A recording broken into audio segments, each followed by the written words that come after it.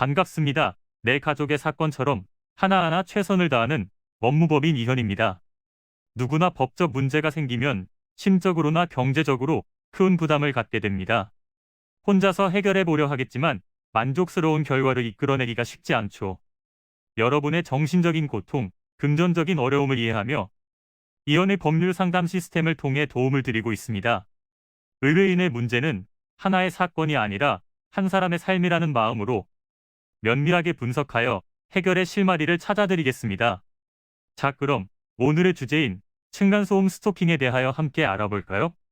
집이 재충전의 공간이다 보니 층간소음이 발생하면 스트레스가 상당한데요.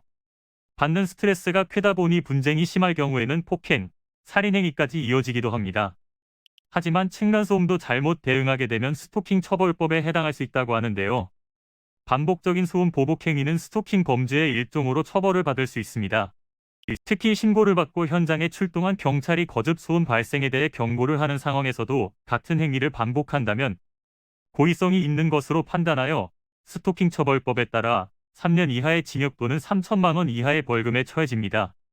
스토킹 범죄의 처벌 등에 관한 법률을 보면 직접 또는 제3자를 통해 물건 등을 도달하게 하거나 주거 등 또는 그 부근에 물건 등을 두는 행위를 하여 상대방에게 불안감 또는 공포심을 일으키는 행위를 스토킹으로 보고 있는데요. 층간 소음을 일으키는 이웃을 반복적으로 찾아가 협박을 하거나 쪽지 등을 붙인다면 자신이 피해자라고 해도 처벌의 대상이 될 수 있음에 주의하셔야 하겠습니다. 그러면 문제가 발생했을 때 어떻게 하는 것이 최선의 방법일까요?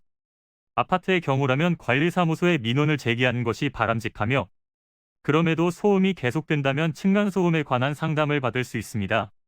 층간소음 이웃사회센터 또는 중앙공동주택관리지원센터에서 상담을 받을 수 있고 중앙환경분쟁조정위원회 또는 중앙공동주택관리분쟁조정위원회에 조정을 신청할 수 있습니다.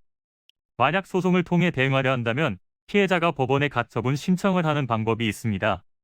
일종의 접근금지 명령이라고 할 수 있습니다. 이는 간단히 분석될 문제가 아닌 경우들이 대부분이므로 꼭 법률적인 상담을 받아보는 것이 현명하다고 볼 수 있습니다. 그리고 가능한 한 긴 싸움이 되지 않도록 최대한 빠르게 조치를 취하는 것이 좋습니다. 미루면 미룰수록 사건에 대한 난이도가 높아질 수도 있기 때문이지요.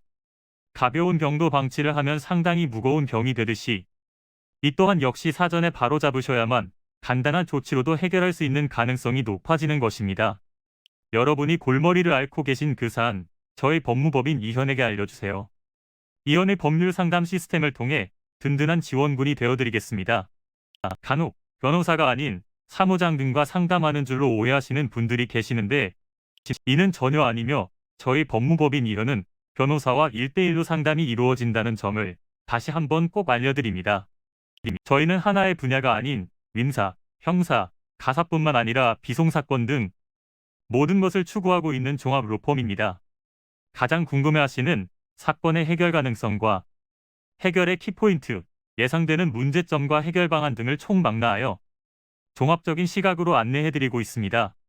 보다 정확한 상담을 위해 전국, 전 지역 상담 접수를 먼저 실시하오니 해당 화면에 보이는 번호로 먼저 연락을 주시면 친절한 안내를 도와드리도록 하겠습니다.